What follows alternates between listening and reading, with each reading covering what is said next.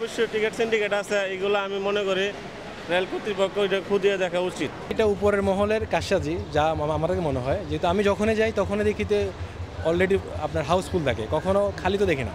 আমি টিকিট কাটছি 800 টাকা দিয়ে, আবার দেখা যায় আরো জনের টিকিট ছাড়া উঠে গেছে, ট্রেনের কর্মকর্তাদের কাছে 200 টাকা দিয়ে সেম টিকিটে যেতেছে। ওদের কাছে আমাদের প্যাসেঞ্জারের কোনো গুরুত্ব নেই।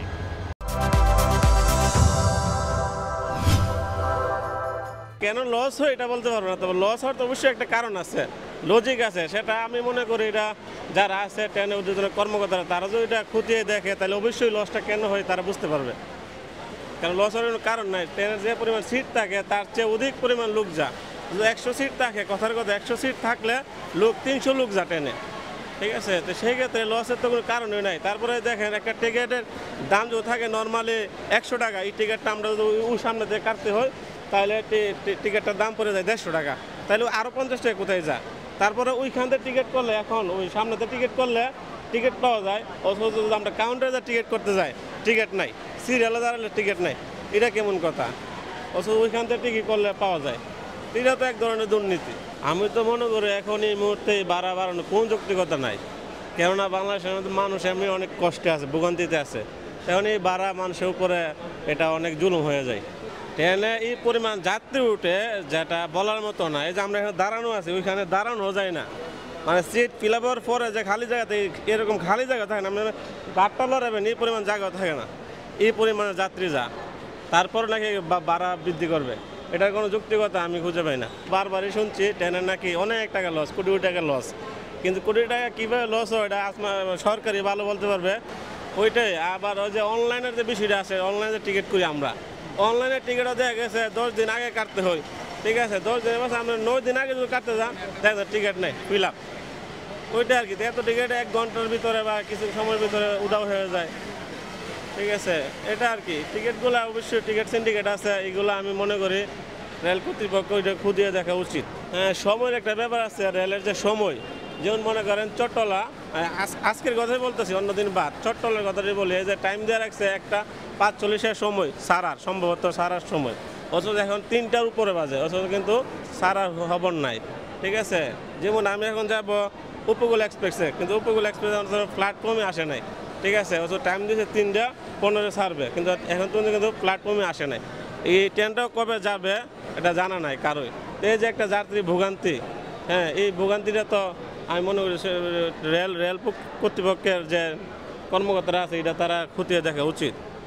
আর বিদেশে আমরা তো জানি আন্তর্জাতিকভাবে তো ট্রেনের সময় এতটা লিড হয় না। হ্যাঁ, লিড হইতে পারে, একটু কম বেশ হইতে পারে, কারণ ইঞ্জিনের সমস্যা হইতে পারে বা আদার্স অন্য সমস্যা থাকতে পারে, কিন্তু এটা হলো মাঝে মধ্যে হবে 1-2 দিন, ঠিক আছে। আর আমরা লক্ষ্য করে দেখি ট্রেনের সময়, প্রত্যেকটা ট্রেনের সময় লিড হয় 1 ঘন্টা 2 ঘন্টা লিড হয়ে যায়, তার চেয়েও বেশি হয় মাঝে মধ্যে। বর্তমানের যে পরিস্থিতি আমাদের সমাজের, আয় থেকে ব্যয়ের অবস্থা বেশি, ওই ক্ষেত্রে আমার মতে মনে হচ্ছে যে এটা আসলে ঠিক হচ্ছে না।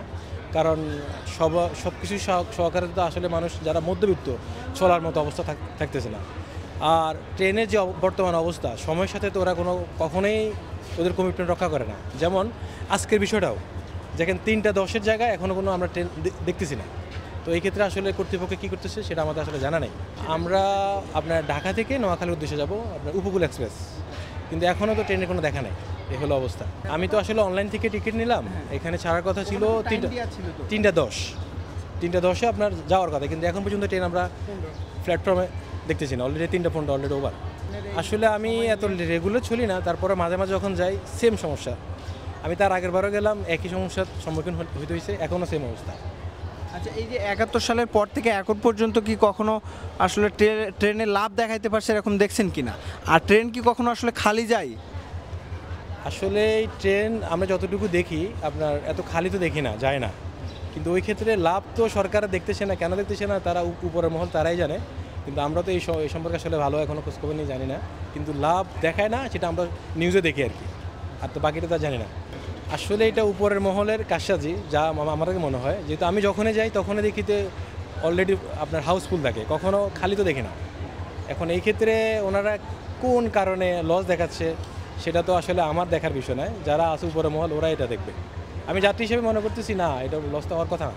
আমার যেমন হইতেছে, আপনারা এটা দেখেন যে রেলের যে শিডিউল যেটা দেওয়া হয়, এটা কেন শিডিউল মিস হয়, এটা নিয়ে তো আপনারা কোনো কথা বলেন না, এটা কথা বলারও কেউ নাই।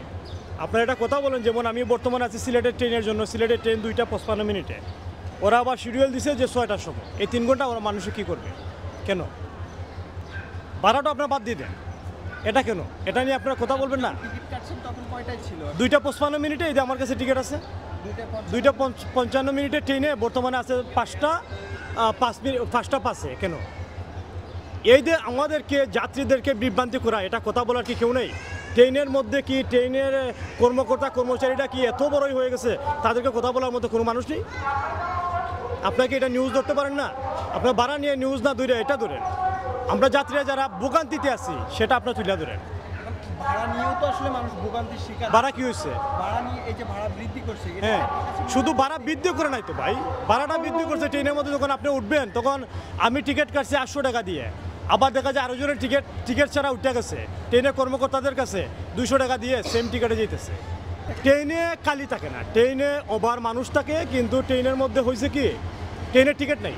আপনি মানে চান যে কালকে যাইবেন, আপনি ঢাকা সিলেটে যাইবেন, এমন জায়গায় যাইবেন, ট্রেনের টিকিট নাই, কিন্তু সিট খালি আছে। যখন আমরা ট্রেনের টিকিট নেওয়া হয় তাহলে বলে যে রেজিস্ট্রেশন করেন, আপনারা মোবাইল নাম্বার দেন, ভোটার আইডি কার্ড দেন। ওরা মোবাইল নাম্বার জানে, আমাদের ভোটার আইডি কার্ড জানে, আমাদেরকে মেসেজ দিয়ে দিলে হয় না? যেমন আমি অনেক দূর থেকে আসছি, 3 ঘন্টা সময় নিয়ে এমনিও আসছি, আর সেখানে আরও 3 ঘন্টা দাঁড়াই থাকতে হবে আমাকে যদি ওরা মেসেজ দিয়ে দিত যে আপনার ট্রেন লেট হবে, যেমন বিমানে আপনি যান, বিমান যদি কোনো প্রবলেম হয় ওরা আপনাকে মেসেজ দিয়ে দিবে যে আপনার লেট হবে ফ্লাইট, আপনি পরে আসেন অথবা আগে আসেন। ওরা তো আমাদেরকে কোনো কিছু জানে না, ওদের কাছে আমাদের প্যাসেঞ্জারের কোনো গুরুত্ব নেই। এটা আপনারা দয়া করে তুলে ধরবেন, কমসে কম আমাদেরকে হয়রানি করার জন্য না, হয়রানি করতে। এই গরমের সময় তো আরো বেশি। আরে ভাই খুব কষ্ট করো, ওরা তো এসির তলে আছে, ওরা কি বুঝবে গরম? ঠিক আছে না? ওরা যদি আমাদেরকে হয়রানি না করে আমাদেরকে মেসেজ দিয়ে দেয় যে আপনার ট্রেন 3টা ট্রেন যে কোনোভাবে যে কোনো একটা কারণে আপনার সমস্যা হয়েছে, আপনি 5টার সময় আপনার ট্রেন, আমি বুঝে শুনে করতে পারিব।